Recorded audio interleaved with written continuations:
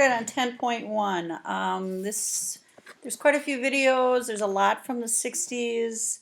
There are not that many questions on the homework assignment for 10.1, but it is an exciting time. You know, I was born during this time.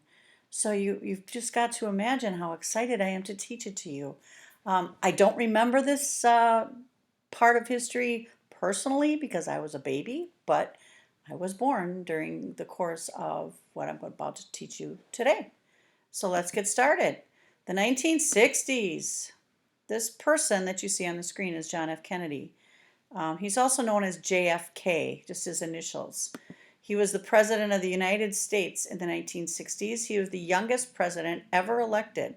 And he was elected by a very narrow margin, which means he barely won.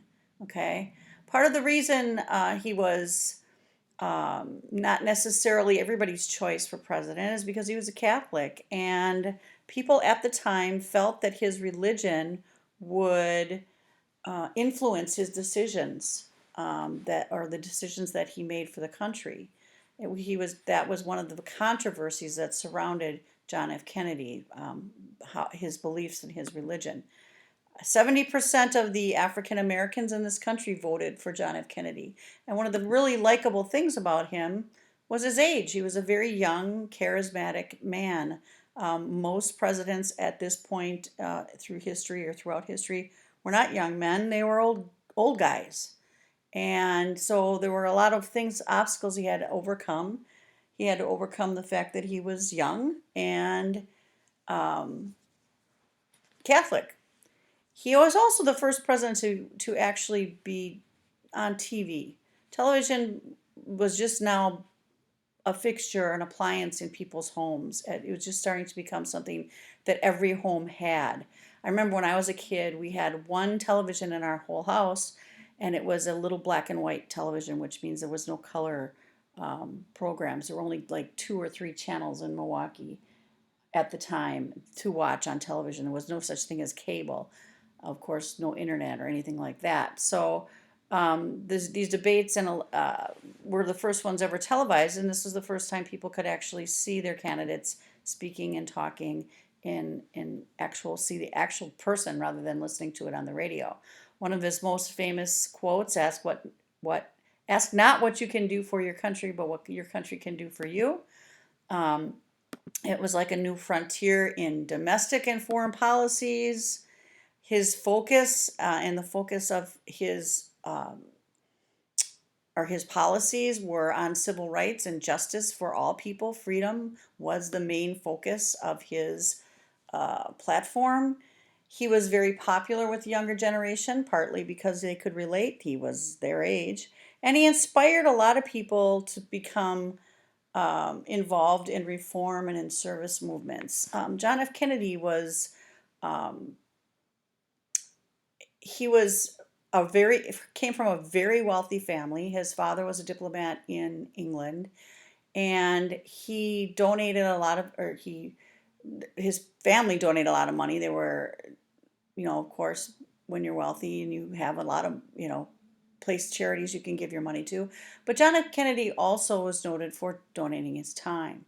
He started the Peace Corps. He was in the Peace Corps where he went to other countries and he worked to help people in other countries that were less, fortunate than he. He was also in the Navy, and as a Navy captain, he actually got hurt while he was in the Navy, and he saved some men that were involved during World War II, involved in the sinking of a PT boat that he was in.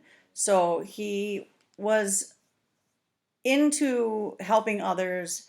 His whole persona was, I'm young, I'm involved, I want people to help with reform and make this country different, and that's how his legacy has been known. He was very different from the presidents that came before him. One of the very big encounters that he had, one of the very big problems that he had, was something called the Bay of Pigs invasion. It was actually started before he became president, the previous president, Eisenhower.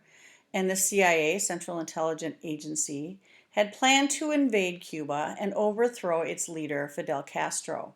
Cuba, this is the United States right here. This is Florida, the tip of Florida. Here's Miami. Cuba is this landmass right here, this country. Cuba is a communist country, and if you can remember, we're talking about the Cold War era right now. And since Cuba was a communist country and so close that you could almost see the United States, it was a concern for the United States. The Soviet Union was reaching out to Fidel Castro to put bases there and missiles there that they could launch at a moment's notice to strike the United States quickly. President Eisenhower and the United States government knew about these plans and they tried to um, stop it from happening. Part of the plan was, well, some of it meant that the plan was too big to not fail. A lot of people knew about it. It got out. Castro, uh, the plan failed basically. And John Kennedy becomes president, and then he approves another part of this invasion, but he does not provide air support. And part of the things that they did was they used people that lived in Cuba because the Cuban people were not happy with Fidel Castro either. They live in a communist country, remember, and a lot of their life is controlled by the government. So the United States was able to get some people that lived in Cuba to become on, to take our side or to basically flip. They trained them to become what they called guerrillas at the time, but they trained them to become sort of militia in their own country, working for the United States. And they're considered rebels by the Cuban government. So Kennedy approves an invasion, but he does not provide air support, and these rebels are captured in Cuba, and the relations with Cuba and the Soviet Union start to become bad. So I'm going to show you this video right here on the invasion of the Bay of Pigs.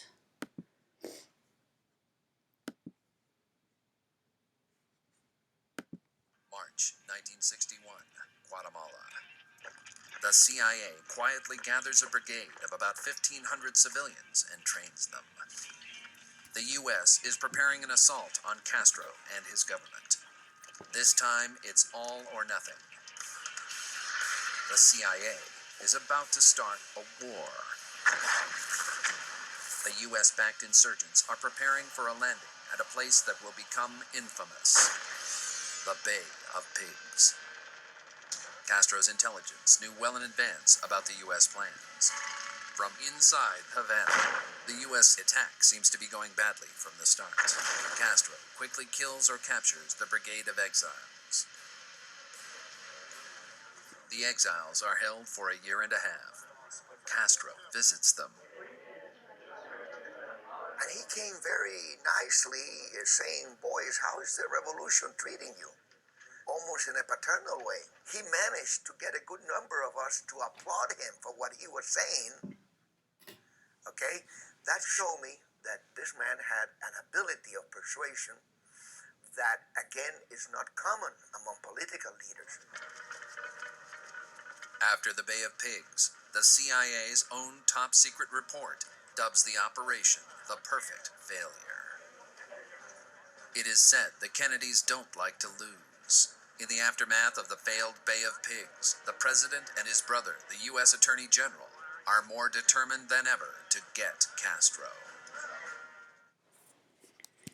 Fidel Castro is, at the time when they claim to get someone or they want to get someone, they generally want to kill them. Okay, so Fidel Castro's life was on many times there was attempts on his life over the years. One of the things is if you do click on this and you go through the slideshow yourself, there's a page you can read about the Bay of Pigs there, and there's also another slide about or video about Castro and the number of times people tried to assassinate him. So the Cuban Missile Crisis, again, because Cuba is located just off the tip of Florida here, and it is a communist Soviet controlled area. um, the Soviet Union wants to set up missile sites in Cuba. And since we're already on the Cold War, during the Cold War, and we're already very suspicious of anybody that has any kind of communist ties and or any kind of communist leanings, the United States is understandably very nervous. You know, Cuba's so close; this attack could happen, and we wouldn't have any way of stopping it. So we're basically on the brink of a nuclear war at this point because everybody knows the United States has nuclear capabilities, but also during this time, a lot of other countries do as well. Nikita Khrushchev is the Soviet Union leader, and he sends nuclear weapons to Fidel Castro in Cuba. And then on October 1962, the United States Central Intelligence Agency, or the CIA, reported spy planes, and they found the Soviet Union ships trying to install these nuclear weapons. Okay? So they're trying to put them on the island of Cuba. Here's the video.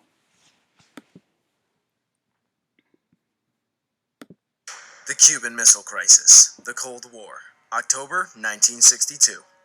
The Cuban Missile Crisis was the moment during the Cold War when the two superpowers, the United States and the Soviet Union, came close to nuclear war. Secret communications and miscommunications which played out between the White House and the Kremlin made the crisis a unique event. After the failed Bay of Pigs invasion in 1961 by the Kennedy administration, Soviet Premier Nikita Khrushchev reached a secret agreement with Cuban Premier Fidel Castro to place Soviet nuclear missiles in Cuba to deter any further U.S. aggression.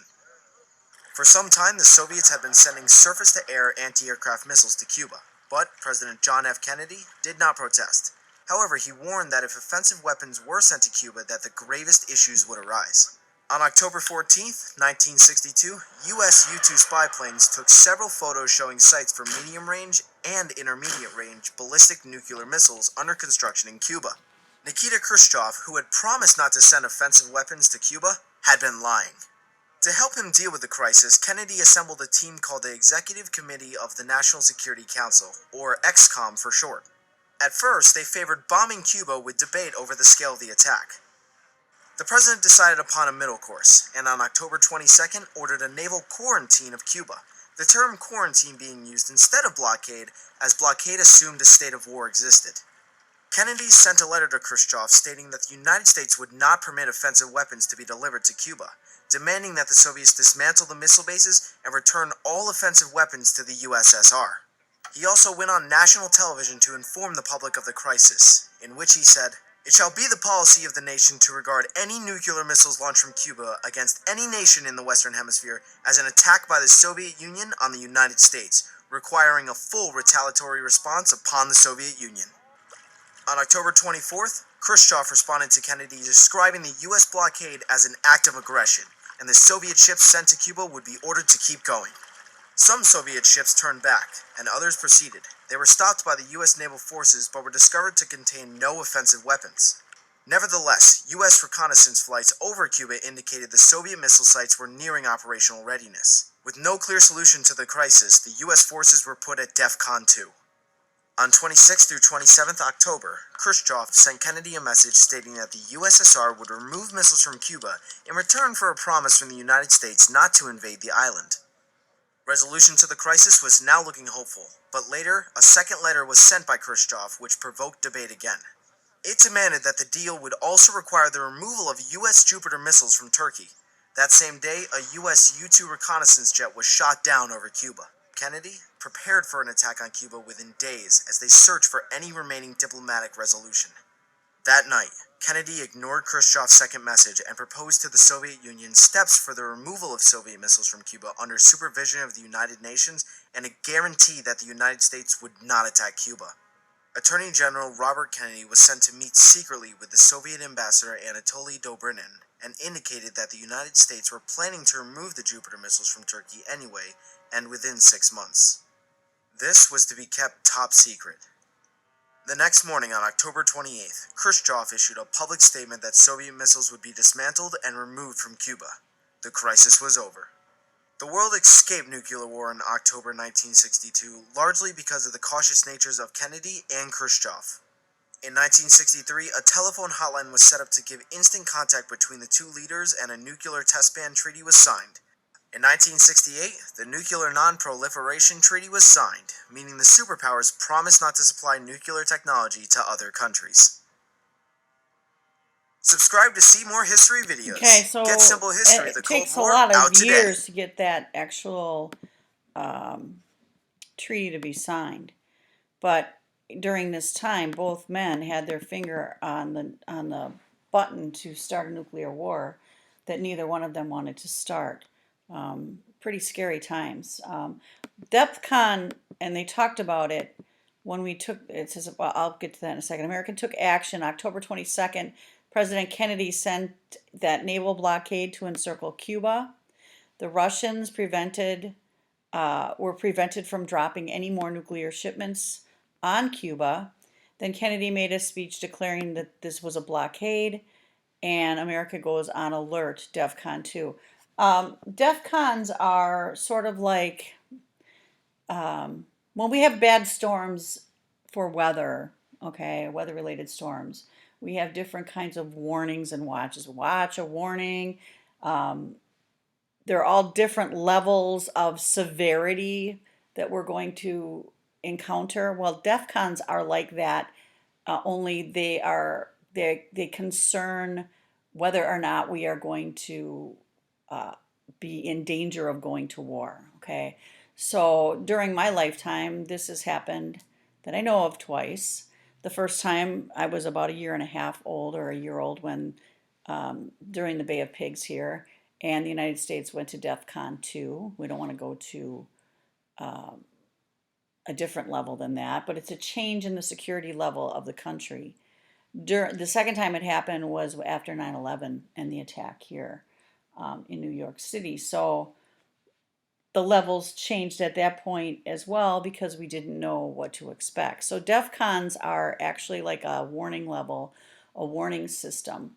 And they don't change very often. Like I said, it's happened twice in my lifetime, and you know, I'm an old person. So when a DEFCON level changes, that means that we need to prepare for the worst.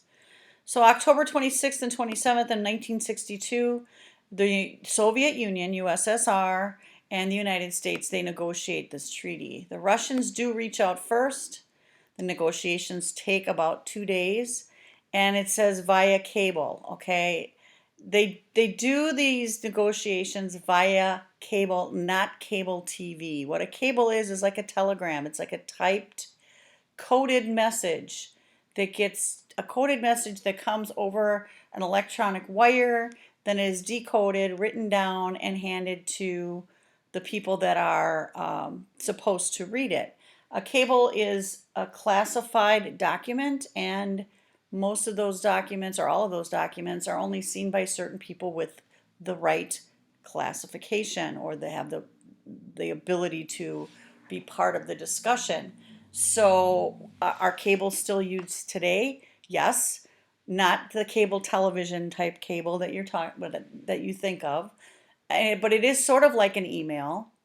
It's a little more involved than an email, but it is similar to an email, and they still call them cables, and they still are. They're emails, but they're emails for people with certain that are the ones that are allowed to have access to it. Okay, so the Soviets agreed to remove the missiles from Cuba, and the United States agrees not to invade Cuba. And that is how the negotiations went. Okay, there is a secret deal, though, that the United States does agree to remove their nuclear missiles from Turkey. Why Turkey? Well, if you look at a map of the world, you will see where Turkey is located. And Turkey is located very close to the Soviet Union. So similar situation to Cuba and the United States, where if we have missiles in Turkey that are able to strike the Soviet Union very quickly because they are located in that region of the world very close to the Soviet Union, then why couldn't the Soviet Union have the same technology and the same type of missiles close to the United States for the same type of action?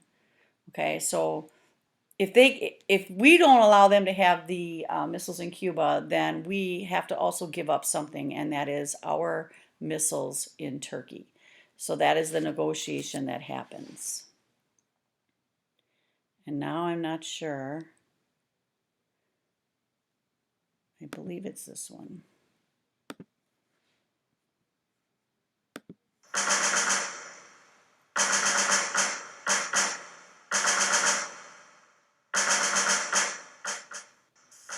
In 1962, the Cold War was heating up in America's backyard. Since aligning himself with the Soviet Union, Cuban dictator Fidel Castro was an object of growing U.S. concern. A failed attempt to oust him from power in April 1961 through the use of Cuban exile forces emboldened both Castro and his Kremlin supporters. In May 1962, Soviet Premier Nikita Khrushchev offered to install offensive nuclear weapons in Cuba. Castro readily agreed, viewing the missiles as a deterrent against another U.S. attempt to force him from power. Missiles began to arrive that summer under the tightest secrecy. Khrushchev's plan depended on getting the missiles operational before the Americans discovered they were there. But U.S. intelligence quickly learned that something unusual was afoot on the island nation. In early October, U-2 and Navy reconnaissance flights provided alarming but conclusive evidence that the Soviets were constructing missile launch sites throughout Cuba. President Kennedy immediately assembled his national security team, including military members of the Joint Staff, to determine a course of action. After several days in which all the options were weighed, the administration announced a strict naval quarantine of Cuba, in which U.S. Navy ships would prevent any further offensive military weapons from being delivered to Cuba. It shall be the policy of this nation to regard any nuclear missile launched from Cuba against any nation in the Western Hemisphere as an attack by the Soviet Union on the United States. While this policy was deemed less risky than a full-scale strike against Cuba, it was not without risk.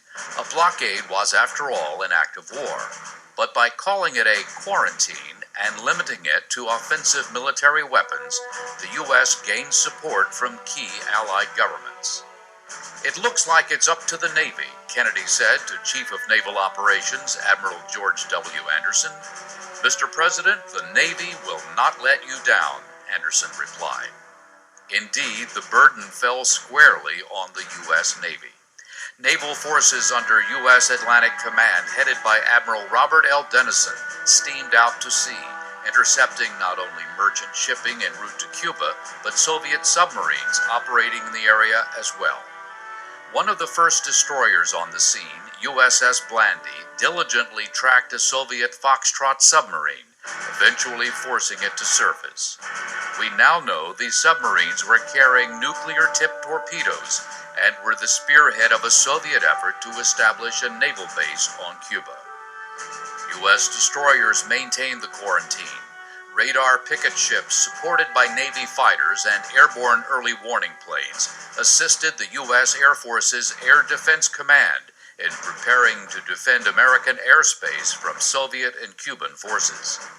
The aircraft carriers, cruisers, destroyers, and Marine forces of the Second Fleet, under Vice Admiral Alfred G. Ward, were poised to launch air, naval gunfire, and amphibious strikes against Soviet and Cuban forces ashore if the quarantine failed. For 13 days in late October, the world held its breath. This is Radio Moscow. Premier Khrushchev has sent a message to President Kennedy today. The Soviet government has ordered the dismantling of weapons in Cuba, as well as their crating and return to the Soviet Union. The Soviet ships turned back. The crisis was over. Khrushchev, faced with the armed might of the United States and its allies, had little choice but to find some way out of the difficult situation in which he had placed himself and his country. President Kennedy did not press the advantage that the strength of U.S. and Allied naval and military forces gave him. That allowed the Soviet leader to peacefully disengage his nation from this most serious of confrontations. For the rest of the Cold War, the U.S. and Soviet Union never again reached the brink of what would have been a world-altering nuclear conflict. The lesson is clear. The U.S. Navy has kept the sea free for over 200 years. The Navy not only protected America in 1962, it continues to provide a potent deterrent to any force that threatens peace today. Okay, so interesting stuff. Also interesting use of the word quarantine instead of blockade. It just sounded nicer, right? So this U.S. and the Soviet Union signed this treaty. It's a limited nuclear test ban treaty, and they ban nuclear weapon testing. They create the hotline, the phone that's a direct call at a moment's notice to the other country's leader. And then more than 90 nations signed this agreement. Oops, sorry about that. So during this time, oh, rats. Oh, I gotta go back. During this time, something else interesting happens. Like I said, I don't want to redo my video, so I'm gonna have to just get this going here.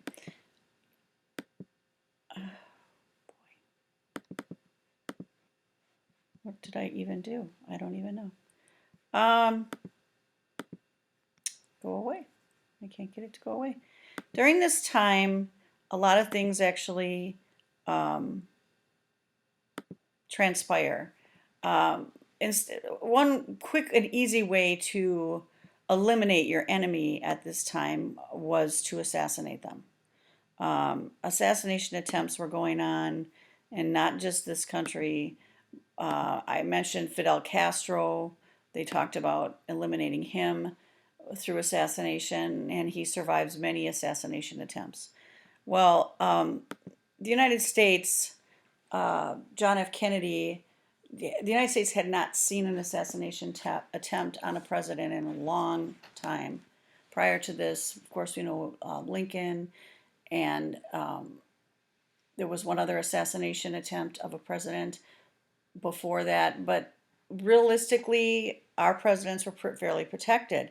And John F. Kennedy, JFK, was a very popular guy. So, quite honestly, nobody really thought that someone who hated him so badly that they would want to assassinate him. But that is exactly what happens. It happened in 1963 on November 22nd. I know that day very well because I kind of do remember this. The day that John F. Kennedy was assassinated was my mother's birthday, and I know the day that they had his funeral on television, we watched it, and I remember my parents both just crying. It was such an awful thing for this country to go through. The president was shot in Texas while riding in an open car with his wife. During this time, the vice president was Lyndon Baines Johnson, LBJ, and he is sworn in just a few hours after his death. 90% of the United States, of the Americans in the United States, watched this on television, watched his funeral on television. So, like I said, I was one of them, and I do remember parts of it. The parts that I mostly do remember, though, are the parts of my parents being so upset over the death of this man. My mother actually had a service said for him at our church, and they sent a notice to Jackie Kennedy, the first lady, and she sent my mom a thank you card. So that's how it, like, literally affected my personal life, or my parents' personal life. So let's watch the assassination video. That sounded too happy. Let's watch this assassination video. This is the first time since 1948 that a president has made an official visit to Dallas. Here comes the big jet in. Here's a cheer going up now as a big jet lands with the United States of America on it. Boy, that's a beautiful ship, a 707 U.S. Air Force One. There it is. The President of the United States seal on the nose. And here comes the President of the United States. There's no trouble at all spotting Mrs. Kennedy with a bright pink dress, a wool dress, pillbox type hat. Clear blue sky and a warm sun. Beautiful day now, just a beautiful day. Boy, this is something. The press is standing up high, getting a lot of shots of this. He's broken away from his plan and gone right up to the fence to shake hands with people. This is great for the people and makes the eggshells even thinner for the Secret Service, whose job it is to guard the man. And the motorcade begins to move out. The President and the First Lady sitting in the back seat. As we said, the top is down. They are not using the bubble, so it'll be an open limousine parade. Immediately following the presidential limousine, a car loaded with Secret Servicemen. It is our understanding that the motorcade will be moving slowly enough so that everyone along the route will have a good look at the chief executive.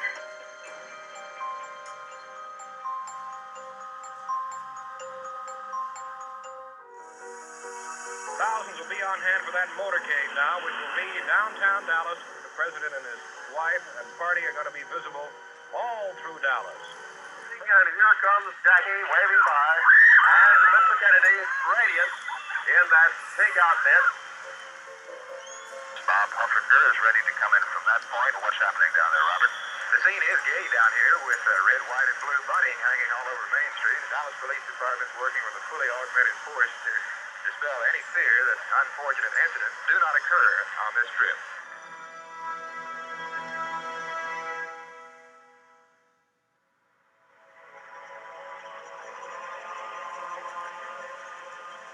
The President's car is now turning onto Elm Street, and it will be only a matter of minutes before he arrives at the trademark.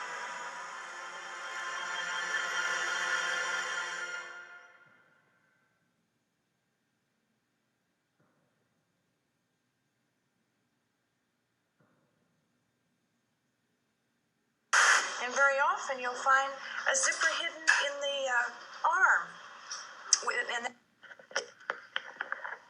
Good afternoon, ladies and gentlemen. You'll excuse the fact that I'm out of breath, but about 10 or 15 minutes ago, a tragic thing, from all indications at this point, has happened in the city of Dallas. Let me quote to you this. And you'll excuse me if I am out of breath. A bulletin. This is from the United Press from Dallas. President Kennedy and Governor John Connally have been cut down by assassins' bullets in downtown Dallas. They were riding in an open automobile when the shots were fired. The president, his limp body carried in the arms of his wife, Jacqueline, has rushed to Parkland Hospital. The President's wife, Jackie Kennedy, was not hurt. She walked into the hospital at her husband's stretcher side.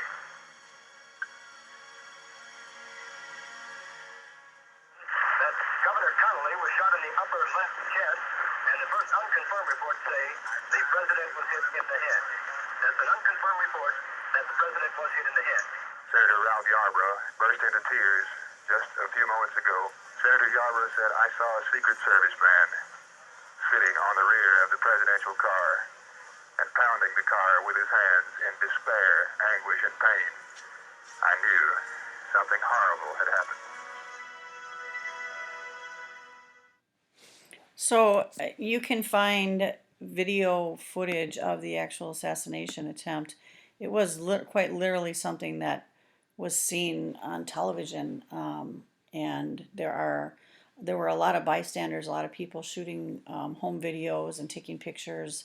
There's some very many famous videos, and they were actually used to help with the investigation into the president's assassination. The shooter, his name was Lee Harvey Oswald. He did have connections to the Soviet Union. There's a lot of conspiracy theories out there that, he was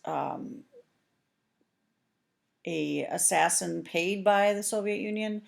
There were other people that their conspiracy theories involved people within our own country that did not like John Kennedy and wanted him assassinated.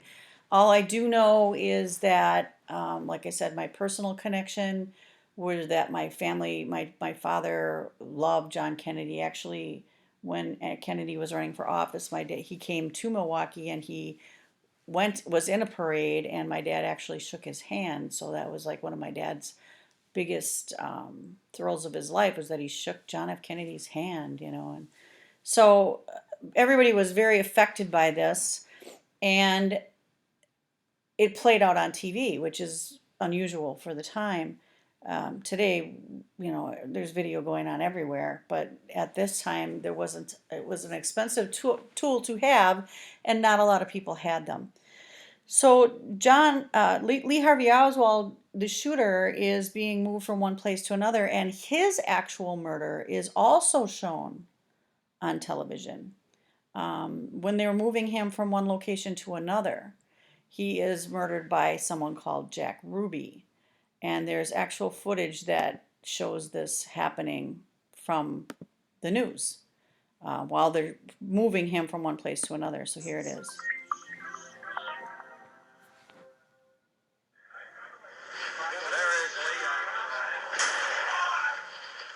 The police said, "We're going to bring him down. You got about 5 minutes to get in position." I picked my spot. I pre-focused my camera. They're stepping into the opening. All of a sudden, somebody comes out to my right quickly, 2 steps, real fast. Oswald and the police stepped out. Ruby went that way, fired, and I punched the shutter. It was almost 2 o'clock by the time I got back to the paper, and they called me over and they said, "Do you have anything as good as this?" And it was Jack Beer's picture, which was already on the wire. Jack always liked to get up high. He was standing on this little concrete wall behind us, and I really think that's why he fired his camera when he did, because he saw it happening first. So I went in, ran my film. Chief photographer was right outside the door, and I remember letting out some sort of a yell, and that's when we realized we'd beat our competition.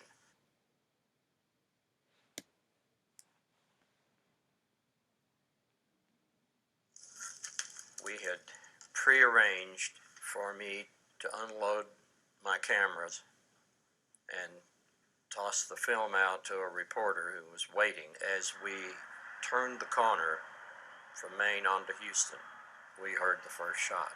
It appears as though something has happened in the motorcade route. Something, I repeat, has happened in the motorcade route. After the first shot, there were 2 more closer together. I looked right up there at the book depository.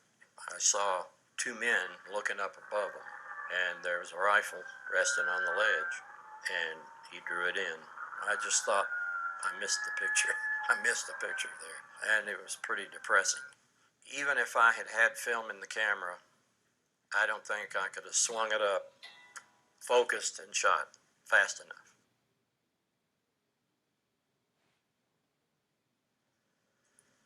Well, after the assassination, of course, I continued on as a news photographer. I had always had dreams, I guess you'd say, of working for a big magazine and covering world events.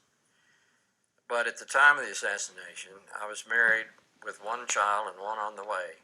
I was happy working at the Times Herald, and then eventually I went to the Denver Post.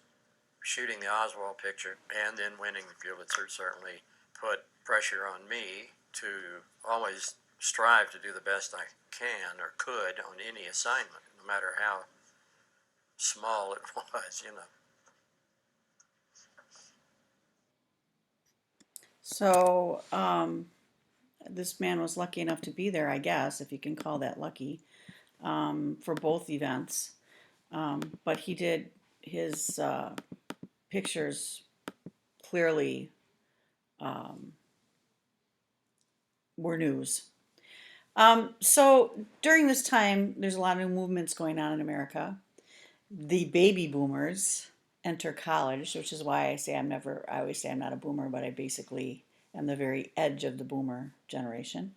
They go into college, and then there's this huge generation gap between the younger generation and the older generation. And the older generation, mostly white middle class, suburban type people. I feel like my parents were kind of part of that. Clean cut, meaning, short hair and, lived this clean, happy lifestyle. And they had very specific ideas of how, people would conduct themselves properly and manage themselves, and their manners and all of that. And the younger generation kind of rejected that. that traditional society where a woman stays at home and a man, is the breadwinner and the mom takes care of the kids. That's not that doesn't sit well with them. That's a traditional society, and they want more. They start what's called a counterculture. Um, this is where people's individual, they had their own freedoms to do what they wanted to do. You didn't have to fit into a specific role. They didn't feel that it was right to have people fit into specific roles. It was a very non-violent culture, um, but a complete rejection of traditional society. A lot of the people had long hair, and this is where they started wearing tie-dyed clothes. And drug use was prominent, and people, even though it was illegal, people didn't care. They were known as hippies. This generation was a hippie generation. And my parents were not part of that generation. They were a little bit before it. But this movement helped create tolerance, more tolerance in this country than we had ever seen. And the civil rights movement, I think, was accelerated and promoted more because of people in this generation um, didn't care about those things. They wanted an end of uh, the different ways we treat different people. They wanted everybody to be treated the same way. So they developed this counter culture. Okay. Not sure this is a video. I've got to check it first. Yes, it is. So I do have it. Here we go. So Lit Mobile just sent me this. Oh, it's right here. Oh, wait, no, this is Woodstock. All right, let me go back.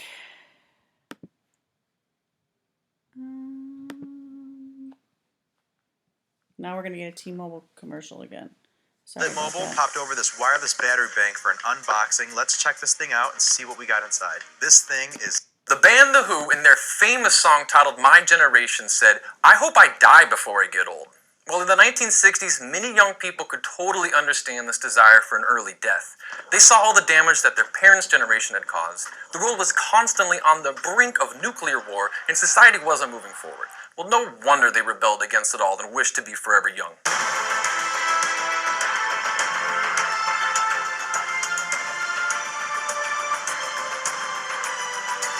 Hello, history fans. I'm Brett, and welcome to It's History. In today's episode, we travel back to the swingin' 60s and look at how the so-called counterculture came about. The counterculture emerged in the early 1960s in the US and UK, and then spilled over into other Western countries. In principle, one could say it really took off with the assassination of John F. Kennedy in November 1963.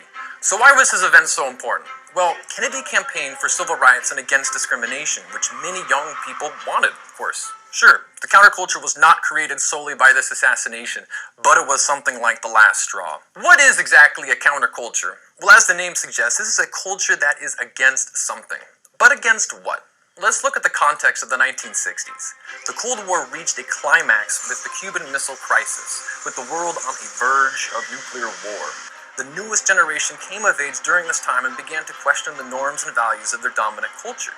Now, different groups, such as African Americans, women, gays, and lesbians, began to demand their rights. And civil rights and freedom of speech became central to creating a society that was more inclusive. Revolution. And it was in the universities where many of the protests began. So in principle, the counterculture of the 1960s and early 1970s was thus a mixture of people, ideas, events, circumstances, and technological developments. This made for an exceptionally rapid change. Okay, let's have a look at a few examples of what I mean. One very important event was the Vietnam War. Now, Vietnam was divided in 1954 into a northern and a southern part. In the north, the communist Viet Cong wanted to bring South Vietnam back under its control by armed force. Vietnam was also very important for the eastern and western bloc. The east wanted to win more communist satellite states, and the west feared a communist revolt in the region. So the United States supported South Vietnam with equipment and advice. Later, Kennedy would lead covert air attacks against Viet Cong villages where the dreaded napalm bomb was used. Now there is an image that went around the world, and which you certainly know. A crying, naked girl running away from a napalm cloud of smoke rising menacingly in the sky. The girl is the then 9-year-old Kim Phuc, whose village was attacked by South Vietnamese planes. Now from 1965, the Americans sent ground troops to South Vietnam, while China and Soviet Union supported the North with armed shipments. The Soviet Union itself sent no troops, and so we have another classic proxy war that was so typical of the Cold War, where the US and the Soviet Union tried to expand their spheres of influence without themselves fighting each other. Instead, they basically placed the burden of their conflict on the backs of others. Surely you're asking what this has to do with the counterculture. Well, a whole lot. By this time, millions of households in the US had a television, and images of the war made it into almost every American living room. The realities of war for those who remained at home had up till then been something one heard of at a distance, or read about, but now both were being experienced quite directly. The counterculture was therefore an anti-war culture. Many young Americans had to watch their friends become drafted to fight in Vietnam. The hippie movement grew out of this desire for peace. Hippies wanted to change society by withdrawing from it. They were critical of the establishment and the government. Some hippies turned away from the grid and formed their own self-contained communities. In West Berlin, for example, the famous Commune 1, or the K1, was the first politically motivated commune in Germany. An important influence on the hippies was the Beat generation that was active mainly in the 50s. It was a group of young writers who, like the hippies, rejected materialism and were all for sexual freedom and mind-expanding substances. The Beat movement then became absorbed into this counterculture. Now, many of the beatniks swapped their sunglasses and black turtlenecks for colorful clothes and political positions. When it comes to the swinging 60s, you might think the counterculture had taken place only in the West. This is not exactly the case. Sure, the counterculture arrived a little later in the East, but it arrived nonetheless. For many in the Soviet Union, the 60s were seen as a period of stagnation. A majority of young people no longer believed in a better, more democratic future, and the counterculture took off, especially in cities like Moscow, Riga, Kiev, and Vilnius. The counterculture in the East followed the slogan, "Make love, not war," and many young people refused military service. Obviously, the socialist regime did not find this to be so groovy, and hippies were socially ostracized and harassed.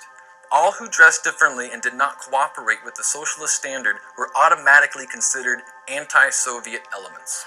You see, the East was rebelling and the public was becoming more critical. A highlight of this development was the so-called Prague Spring. A slow process of liberalization took place in the Czechoslovakian Socialist Republic, mainly because the country was in an economic crisis. In particular, the next generation criticized the low standards of living, and artists and intellectuals protested against censorship. Other neighboring states of the Warsaw Pact were not so happy with the reforms, and were afraid that socialism could be at risk. The situation escalated, and troops from the Warsaw Pact marched into Czechoslovakia on the night of the 20th of August 1968. The citizens of Prague knew the full meaning of occupation by force.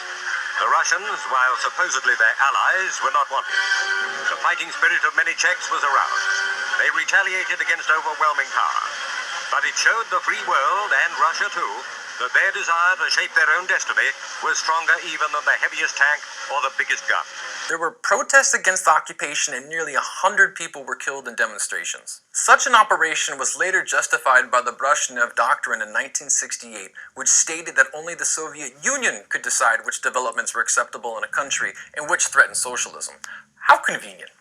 In the so-called Moscow Protocol, a lot of reforms in Czechoslovakia were reversed, such as the freedom of press and the freedom of assembly.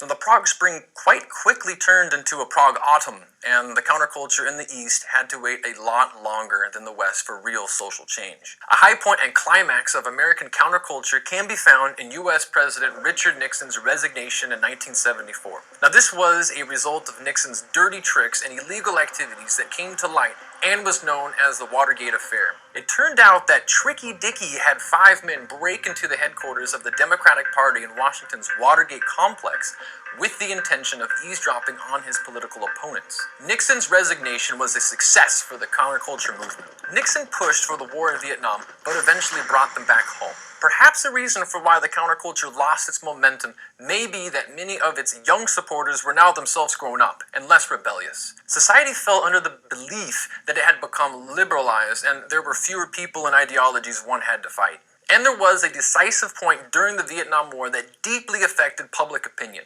This was the Tet Offensive.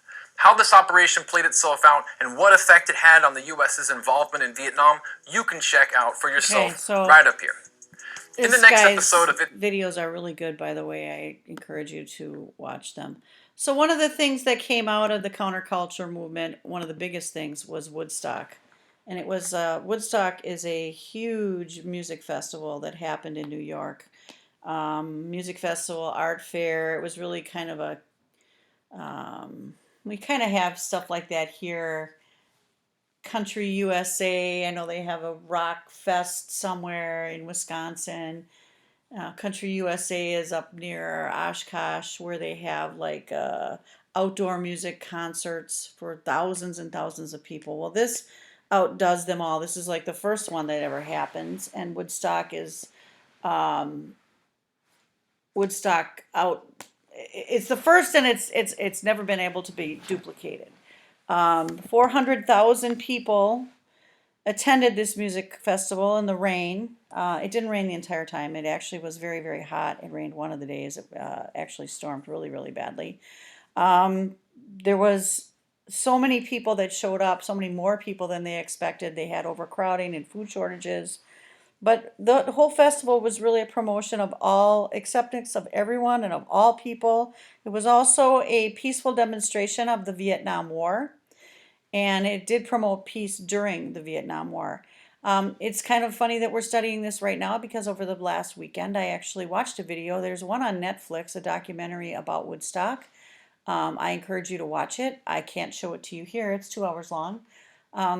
But it is really, really good. It shows the event from start to finish, and it documents the entire festival. So I'm going to show you the video for that. Whoops, not the space race yet, but we'll come back to it. I'll show you the video for Woodstock.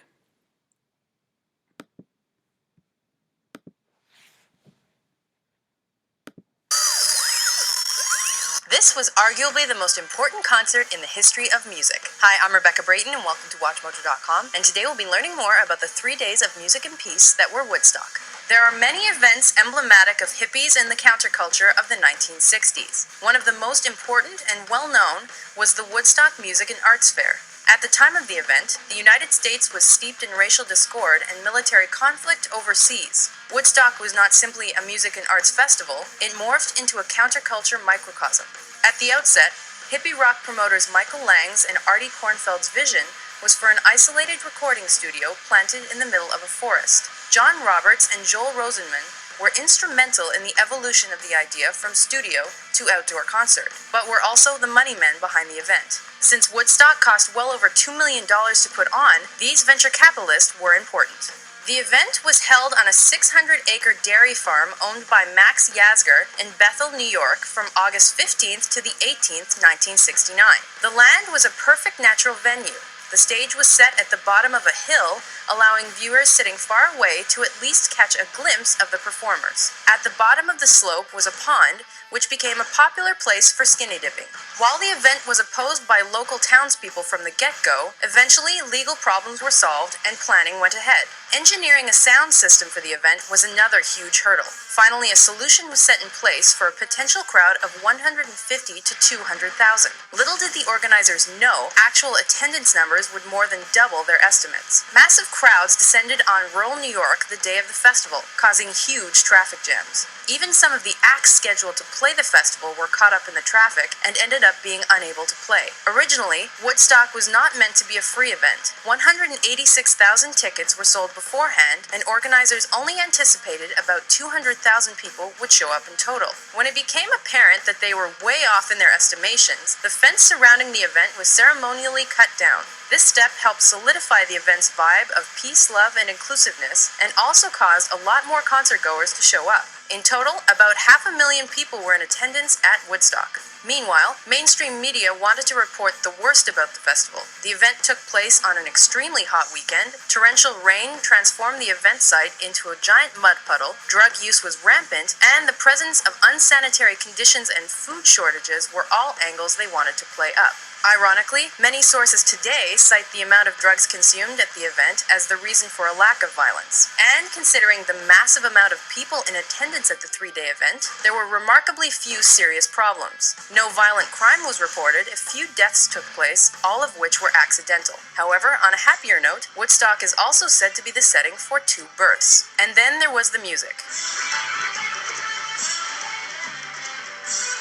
Despite the four promoters' relative inexperience, they were able to book some of the most important acts of the day. 32 musicians and groups played at the event, including legendary performances by The Who, Janis Joplin, Joe Cocker, and Jimi Hendrix, to name only a few.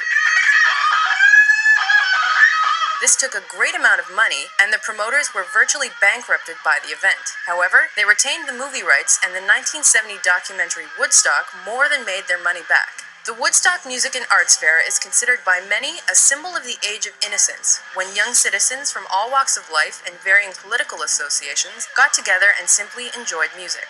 It has gone down in the annals of rock and is arguably a turning point in the 20th century. There is some debate as to its place in history books, but some will simply remember it as the party of a lifetime.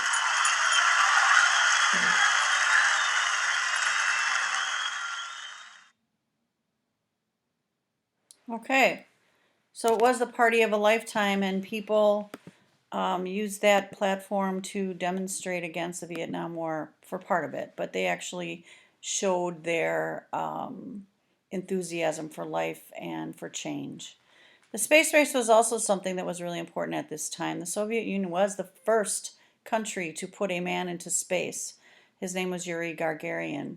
Alan Shepard was our first man from the United States put into space, and John Glenn was the first man to actually orbit the Earth in a spaceship. So the Apollo program, which is what this program was called, was the first program to land a man or a person on the moon, and Neil Armstrong and Buzz Aldrin were the first men on the moon, and it was a very exciting time. I do remember watching this on television and not people just stunned by what they were actually seeing. There is an Apollo program video. I will show you that. It will end this video, and you should do 10.1 for your assignment. So let's get to the Apollo program and be done. 1, 0, all engine running.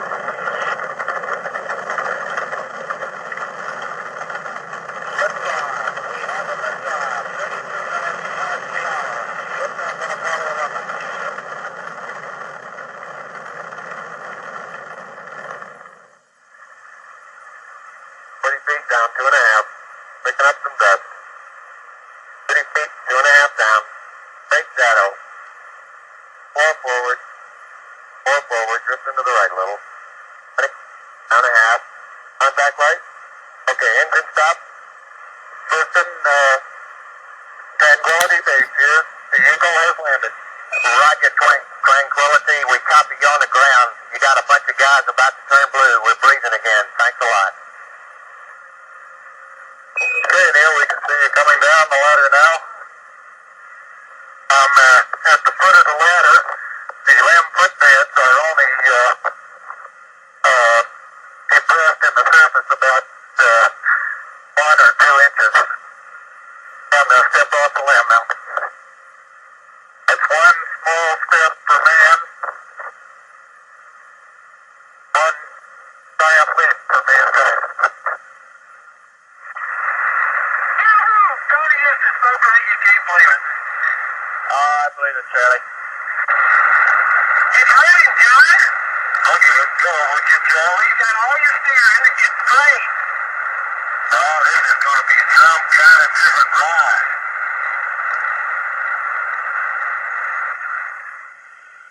Hippity hoppity, hippity hoppity, hippity hopping over hill and dale.